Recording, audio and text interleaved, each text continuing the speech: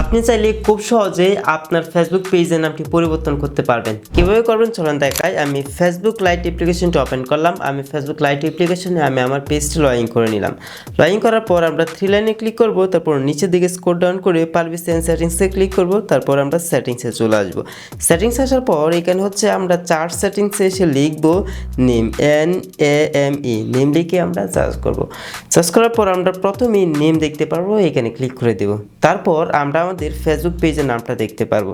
এখন আমরা হচ্ছে এই নামটা কেটে আমরা হচ্ছে নতুন নাম দেব। ধরেন এখানে হচ্ছে আমি RF ট্যাগ দেব। দিয়ে দেওয়ার পর এখন রিভিউ চেঞ্জ এখানে আমরা ক্লিক করে দিব। আচ্ছা, তারপর এখানে আমরা উপরের দিকে দেখতে পারবো কারেন্ট নেম। কারেন্ট নেমটা হচ্ছে আপনার আগের নেম, নিচে হচ্ছে দেখতে পারবেন আপনার নিউ নেম, আপনার নতুন নাম দেখতে পারবেন। তারপর আপনি আপনার ফেসবুকের পাসওয়ার্ডটি এখানে দিয়ে দিবেন।